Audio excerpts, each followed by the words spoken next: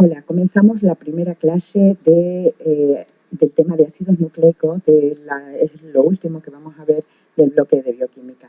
En esta primera clase vamos a ver el concepto de nucleótidos, cómo están formados, por qué están compuestos, y bueno, pues vamos a ver algunos nucleótidos importantes. De aquí es fundamental que sepáis el concepto de nucleótidos, que sepáis dibujarlo con los enlaces, que sepáis decir cómo están compuestos. Y luego los nucleótidos más importantes, bueno, nucleótidos importantes ya los hemos visto en el tema anterior y lo vamos a ver también probablemente en metabolismo, pero bueno, pues sería un recuerdo. Pocas veces, el ATP sí ha salido, pero pocas veces han salido pues los coenzimas de deshidrogenasas que vamos a ver. Bueno, pues comenzamos. Los ácidos nucleicos son biomoléculas que están formadas por piezas, igual que hemos visto que los polisacáridos, los glúcidos, las piezas son los monosacáridos, en los lípidos saponificables las piezas eran los ácidos grasos, en las proteínas las piezas eran los aminoácidos, los monómeros, a ver si os van a poner monómeros en selectividad y no sabéis que son las piezas que forman las moléculas complejas, los polímeros. Bueno, pues los ácidos nucleicos están formados también por monómeros que se llaman nucleótidos. Pero, a diferencia de lo que hemos estado viendo hasta ahora, estos nucleótidos están formados por tres piezas independientes, unidas mediante enlaces entre sí. Son nucleótidos. ¿Cuál es la función de los ácidos nucleicos? Lo que ya sabéis, el ADN, el ARN con sus tres versiones. Pues primero, contienen la información genética. Concretamente, el ADN lleva en el orden de los nucleótidos de su cadena, lleva la información para poner en orden los aminoácidos de las proteínas. Lleva la información para fabricar las proteínas. Y esa es la información genética. Además, es capaz de transmitirse de padres a hijos. Y por eso los hijos se parecen a los padres, entre otras cosas, porque heredamos el ADN. Y somos capaces de heredarlo porque el ADN está formado por dos moléculas y es capaz de autoduplicarse, que ya lo veréis en el tema de genética molecular, cómo se replica el ADN durante la fase S de la interfase de todas las células. Y no solo eso, hay un complejo sistema durante la mitosis y la meiosis para repartir de forma igualitaria la cantidad de material genético de padres a hijos. Estamos hablando de mitosis o meiosis en el caso de la formación de las células sexuales. Y por último, se replican de forma bastante fiable, se confunden poco al replicarse, pero se confunden. Y entonces aparecen cambios. Entonces aparecen lo que llamamos mutaciones. Y esas mutaciones, sabéis que pueden ser malas, buenas o regulares. Pues cuando son mutaciones buenas, cuando permiten al individuo reproducirse más y adaptarse mejor al medio ambiente, esas mutaciones favorecen la evolución. Y por eso, señores míos, nosotros no estamos todavía colgando de los árboles, porque ha habido mutaciones en nuestro material genético que han sido seleccionadas por el medio ambiente. Acordaros de Darwin. Como hemos dicho, los nucleótidos, a diferencia de otros monómeros de otras biomoléculas, son complejos, están formados por tres moléculas unidas. Y esas moléculas, ahí tenéis el nucleótido, a la derecha del todo tenéis un polinucleótido que es un ácido nucleico. Y ahí tenéis, los vamos a ver. Un nucleótido está compuesto por ácido fosfórico, está formado por pentosa, que es un monosacárido de 5 carbonos. Concretamente puede ser ribosa o desoxirribosa. Y bases nitrogenadas. Tienen mucho nitrógeno, por eso se llaman nitrogenadas, tienen un carácter básico y tienen también dobles enlaces conjugados. Y la unión de los tres forma lo que conocemos como nucleótido. Las pentosas pueden ser ribosas o desoxirribosas. Acordaros que lo vimos en el tema de los glúcidos. Son aldopentosas. Y la diferencia de una con respecto a la otra es que la desoxirribosa es un derivado de la ribosa que ha perdido un oxígeno en el carbono 2' y se llama, por lo tanto, desoxirribosa. Y la ribosa la vamos a encontrar en En cuanto a las bases nitrogenadas, como ya hemos dicho, tienen mucho nitrógeno y tienen carácter básico. Las hay de dos tipos, las pequeñas que tienen un solo anillo, que son derivados de la pirimidina, son las bases pirimidínicas y son la citosina, la timina y el uracilo. No tenéis que aprenderos las fórmulas, obviamente, pero sí dibujar un hexágono y decir que hay 3 bases nitrogenadas pirimidínicas. La citosina y la timina se encuentran en el ADN y la citosina y el uracilo en el ARN. El uracilo solo para el ARN, la timina solo para el ADN. Y luego están las bases más grandes, las bases que tienen 2 anillos, uno pentagonal, uno hexagonal y otro pentagonal. Bueno, pues también se diferencian por los grupos funcionales que tienen unidos. Una es la adenina y otra es la guanina, ¿vale?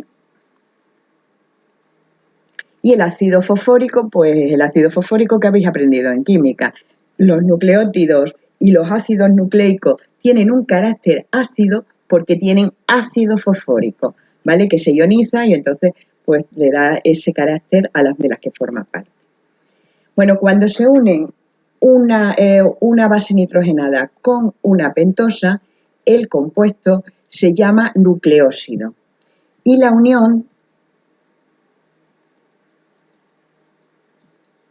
unión tiene lugar por un enlace entre el NH de la base nitrogenada y el OH de la pentosa, del carbono 1' de la pentosa, ¿vale?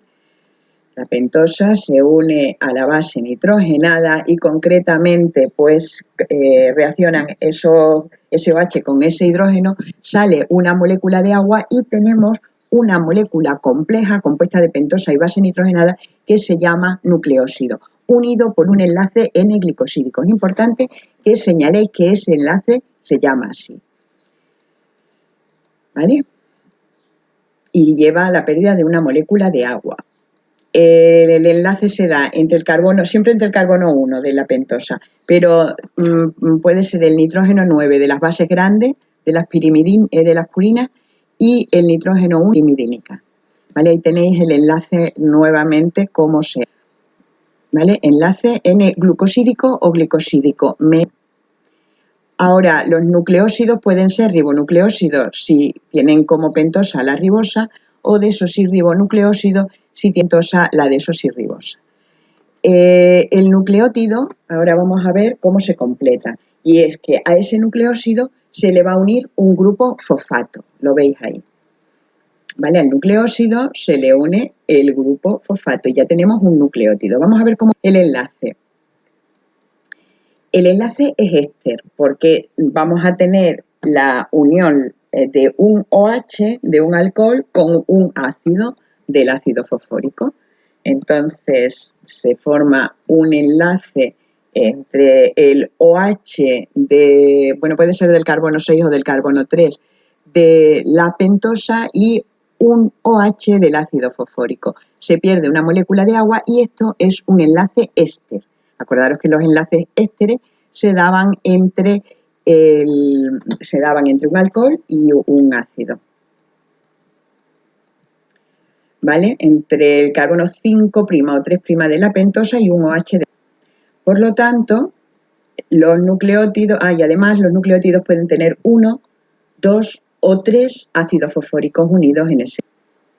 ¿Vale? Ahí tenéis un nucleósido con el enlace N-glicosídico, con la pérdida de una molécula de agua, y cuando el nucleósido se une al fosfato, tenemos el nucleótido. El nucleósido es la base nitrogenada y la pentosa, el nucleótido es la base nitrogenada, la pentosa y el ácido fosfórico. El enlace entre la base nitrogenada y el azúcar es un enlace N-nucleotídico. El enlace entre la base nitrogenada y el fosfato es un enlace, ¿vale? Ahí lo tenéis de nuevo, soy un poco pesada. Importancia de los nucleótidos. Bueno, pues los nucleótidos, concretamente los nucleótidos trifosfatos, aunque aparezcan monofosfatos en el ADN y en el ARN, ya veréis por qué cuando trabajemos la genética molecular. Los nucleótidos con 3 fosfatos sirven para fabricar ácidos nucleicos, el ADN y el ARN, pero además sirven también para acumular energía, acordaros del ATP, y sirven también como coenzima, intervienen en la acción de algunas enzimas como son, por ejemplo, los piridinnucleótidos, los flavinnucleótidos, que intervienen con las enzimas deshidrogenasas, y el coenzima A, que lo hemos estudiado, por ejemplo, en el ciclo de Krebs. Y además actúan como segundos mensajeros, esto no lo vamos a ver, pero dentro de las células hay nucleótidos como el AMP cíclico, que actúa para llevar la información al interior de la célula. El ATP lo hemos visto muchas veces y esto ya es repaso. Os puede salir como ATP y el papel del ATP, pero bueno, esto lo sabemos. ¿Qué es el ATP? Es adenosín 5' 3 fosfato, es decir, tiene en el carbono 3' de la ribosa 3 unidos. Puede, como hemos dicho, todo nucleótido puede tener 3 fosfatos, adenosín trifosfato, 2 fosfatos, adenosín difosfato, o un solo fosfato, adenosín monofosfato, ATP, ADP o AMP. El que guarda más energía es el ATP.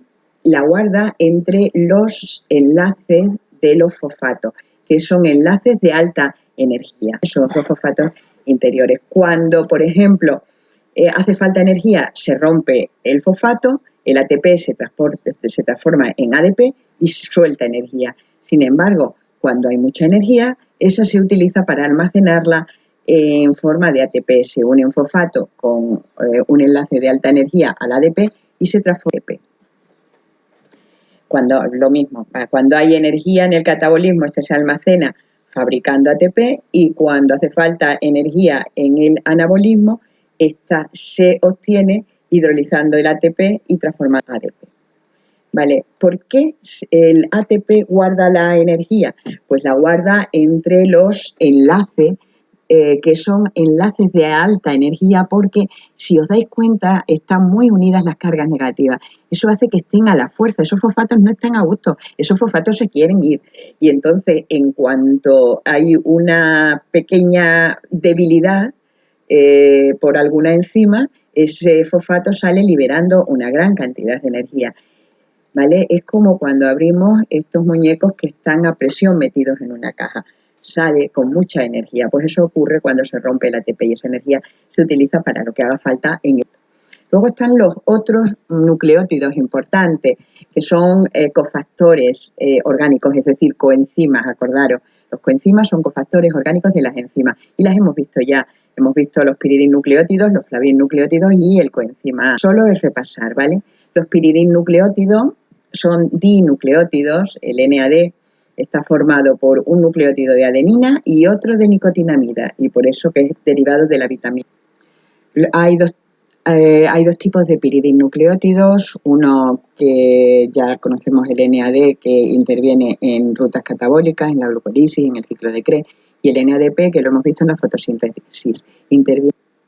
Los piridinnucleótidos son coenzimas que intervienen en reacciones de deshidrogenación, es decir, eliminan o recogen protones, pero tienen una tara, y es que son capaces de transportar 2 electrones de esos hidrógenos, pero solo un protón. Los flavinnucleótidos están formados por una base nitrogenada que se llama flavina, ¿vale? Y puede ser el flavin mononucleótido o el flavin dinucleótido, que lo hemos visto en el ciclo de Krebs, el FAD, que intervienen también en las reacciones de oxidación. Tienen la flavina, y en el caso del flavin adenin dinucleótido es un dinucleótido de flavina y adenina. Los flavin mononucleótidos recogen los 2 hidrógenos, recogen los 2 electrones y los 2 protones, con lo cual en la reacción pues no aparece ningún protón suelto.